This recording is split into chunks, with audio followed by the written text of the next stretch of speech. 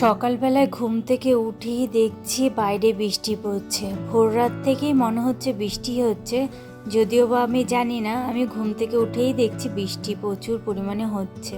আর এদিকে দেখো আমার বারান্দাটা পুরো ভেজা, জলের ঝাড়টা না এদিকেরই, এর জন্য বারান্দাটা পুরো ভিজে গেছে। না হলে এদিকে কোনো সময় জল আসে না। আর চলো এবার ঘরে যাই, এই জায়গাটা দাঁড়ালে না আমিও ভিজে যাচ্ছি, এখনও তো বৃষ্টি পড়ছে। আর এই দরজাটাও আটকে রেখে দিই, কারণ নাহলে এই দরজার কাঠটাও ভিজে যাচ্ছে। ঘরের পরিস্থিতি পুরোই খারাপ, সব কিছু এলোমেলো, এদিক ওদিক ছড়ানো ছিটানো, আর কি নাজেহাল অবস্থা হবে আজকে আমার কাজ করতে গিয়ে।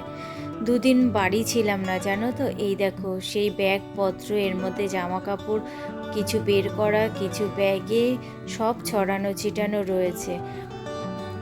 আর এদিকে দেখো ড্রেসিং টেবিলটার দিকে যেন তাকানো যাচ্ছে না, পুরো ভর্তি হয়ে রয়েছে। আর জল খাওয়া হয়েছে, বোতল সব এখানেই জমা হয়েছে, কোনো বোতল আর রেখে আসা হয়নি।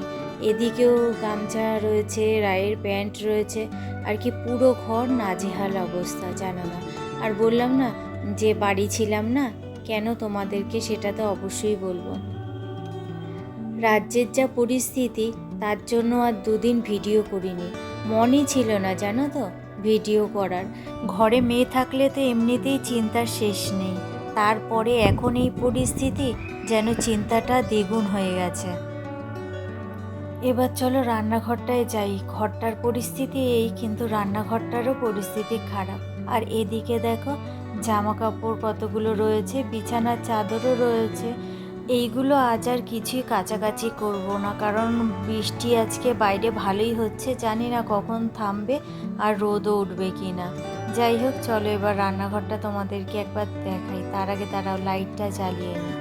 মেঘলা ওয়েদার হলেই না রান্নাঘরটা কেমন অন্ধকার হয়ে থাকে। আর এদিকে জানলা তো খুলতেও পারছে না, জলের ঝাঁট আসছে। আর এই যে রান্নাঘরে কালকে খাওয়া দাওয়া হয়েছে রাতে, সেগুলো সেইভাবেই রয়েছে, বাসনপত্র মাজা রয়েছে, কিন্তু গোছানো হয়নি বলে একটা কাপড় দিয়ে ঢেকে রেখেছি। আর এদিকে দেখো বেসিংয়ে বাসনপত্র রয়েছে কালকে, সেগুলো কিছুই মাজা হয়নি, এগুলো সব মাজতে হবে। ঘর পরিষ্কার, এই রান্নাঘর পরিষ্কার, এগুলো যে কখন কি করব বুঝে পাচ্ছি না।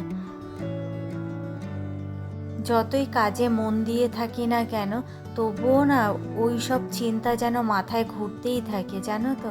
আর এখন দেখবে কটা বাজে, দাঁড়াও লাইটটা অফ করে যাই ঘরে। এখন কিন্তু অনেক বেলা হয়ে গেছে, তোমাদেরকে দেখাই দাঁড়াও কটা বাজে। এই দেখো এখন অনেক বেলা হয়ে গেছে, এখন বাজে 10টা 35। এখনও চা খাইনি, চা খেয়ে তারপরে সমস্ত কাজে হাত দেব। এখন চলে এলাম চা করতে। রায়ের জন্য হরলিক্স করব, সেটা আর খেয়াল নেই, একবারে চা পাতাই দিয়ে দিয়েছি। জল গরমটা যে তুলে রাখবো খেয়ালই ছিল না, তাই 2 কাপই হরলিক্স করে নিচ্ছি। আর হ্যাঁ তোমাদেরকে বলি, আমি বাড়ি ছিলাম না সেটা বললাম না তোমাদেরকে, মাকে বাড়িতে দিয়ে এসেছি। বাড়িতে বলতে কি মামা বাড়িতে দিয়ে এসেছি। আর ভিডিও কিছু করিনি, একদম মন ভালো ছিল না জানো তো, মনটা প্রচুর পরিমাণে খারাপ ছিল। আর তারপরেও যাদের ঘরে মেয়ে, ওই কথাটা বললাম না, তাদের যেন দ্বিগুণ চিন্তা। মেয়ে মানুষ বলে যে ঘরে বসিয়ে রাখবো সেটা তো আর কখনো হয় না, তাই না বলো। ওদের পড়াশোনা, নিজেদের কত কাজ, টিউশনি সমস্তটাই করতে হয়। তা সেগুলো করতে গেলে রাত বিরেতে তো বাড়ি ফিরতেই হয়, তাই না বলো। কতদিন আর ঘরে এইভাবে আটকে রাখবো। যা রাজ্যের পরিস্থিতি, একটা তো বিচার আমরা সবাই আশা করতে পারি, তাই না। মায়েরও অনেক দিন হয়ে গেছিলো, মাও যাবে যাবে বাড়িতে বলছিল, তা মামা বাড়িতে এর জন্য দিয়ে আসলাম। আর ওই সব আর ভিডিও করিনি, কারণ ওই যে একই কথা বলছি যে মন মানসিকতা একদমই ভালো ছিল না, এর জন্য দুদিন ভিডিও কোনো করাও হয়নি, আপলোডও করা হয়নি। তা বাড়িতে আসার পর থেকে তারপর আবার ভিডিও আপলোড করছি। তবুও যেদিন বাড়িতে এসেছি সেদিন কোনো ভিডিও করিনি, তারপর দিন থেকে আর কি করা শুরু করেছি। আর এদিকে দেখো মার বালিশটা আর মাথার বালিশের কভারটা, সেটা বের করে নিলাম, কভারটা কেচে দেব, আর এদিকে বালিশটা তুলে রেখে দেব। 3টে বালিশের তো আর প্রয়োজন নেই। আর অনেক দিন হলো মা রয়েছে, তো মায়ের জন্য বাড়িতে যাওয়ার জন্য তো খুব ব্যস্তই হয়ে পড়েছিল, তোমরা তো তা জানোই। এর জন্য 15ই আগস্টের দিনে মাকে দিয়ে এসেছিলাম বাড়িতে। সেদিন রায়ের ছুটি ছিল বলে আরও গেছিলাম, কারণ মাকে না একা একা দিয়ে আসা সম্ভব না। রাস্তাতে মাকে ধরে ধরে নিয়েই চলতে হয়, আর সাথে একটা মায়ের ব্যাগ থাকবে, এই কারণে রায়কে নিয়ে গেছিলাম। না হলে আমি একা গিয়ে দিয়ে আসতে পারতাম। যাই হোক, মাকে দিয়ে আসলাম দুজন মিলে গিয়ে। আর সেদিনটা ছিলাম পরের দিন আবার বিকেলবেলায় চলে এসেছি বাড়িতে। চাটা খেলাম, দেখতেই তো পেলে। তারপর বিছানাটা একটু পরিষ্কার পরিচ্ছন্ন করে নিলাম। দুনিয়ার বোতল দেখেছো ঘরে, সব বোতল তোমার জল খাচ্ছে আর রাখা হচ্ছে, সেগুলো আর নিয়ে জায়গা মতো রাখা হচ্ছে না, যেন হাতে কাজই উঠছিল না, জানো তো এই কদিন ধরে। যাই হোক, আবার ঘরের কাজ তো করতেই হবে, তার জন্য দেখো সব কিছু এখন পরিষ্কার পরিচ্ছন্ন করে নিচ্ছি, জায়গার জিনিস সব জায়গায় রেখে দিচ্ছি। আর পরিষ্কার করে নিয়ে তারপরে করব হলো রান্না।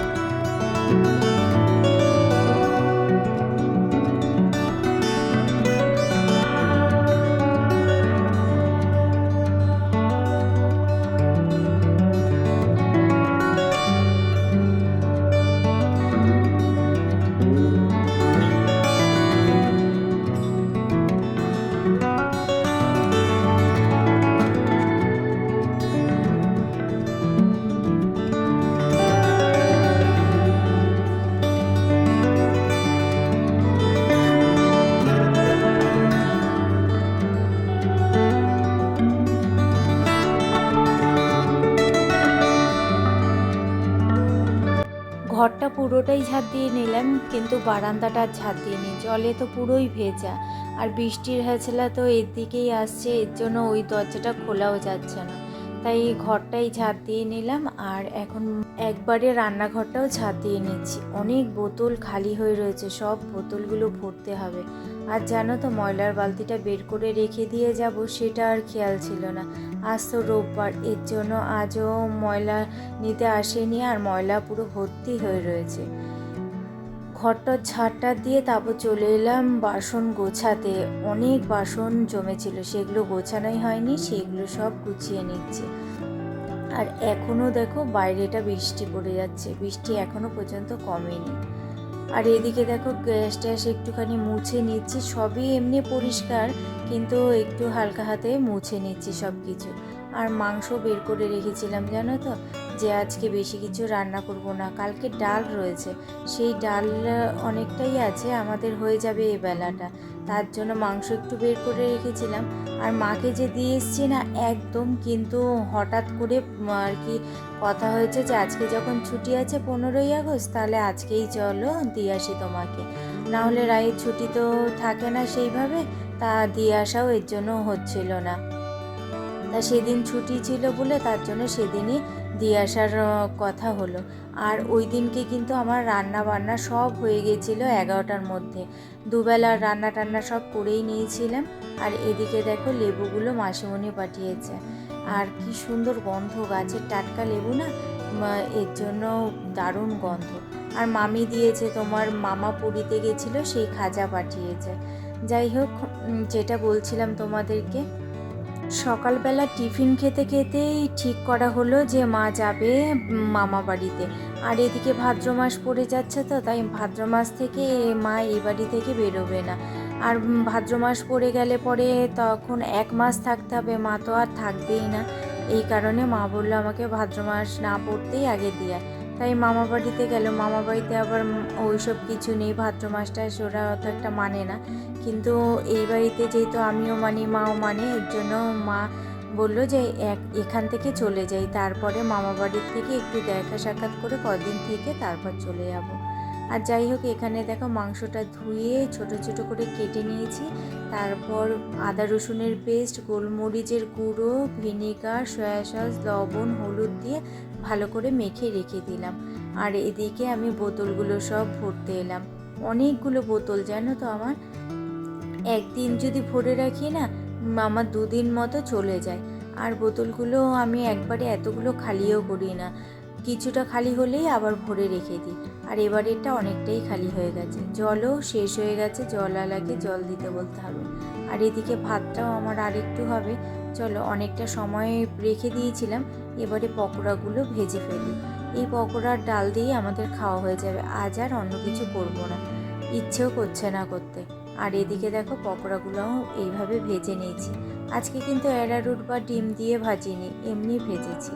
চলো এবারে স্নান টান করে তারপরে খাওয়া দাওয়াটা করি। মা অনেক দিন ছিল তো, বড় ফাঁকা ফাঁকা লাগছে।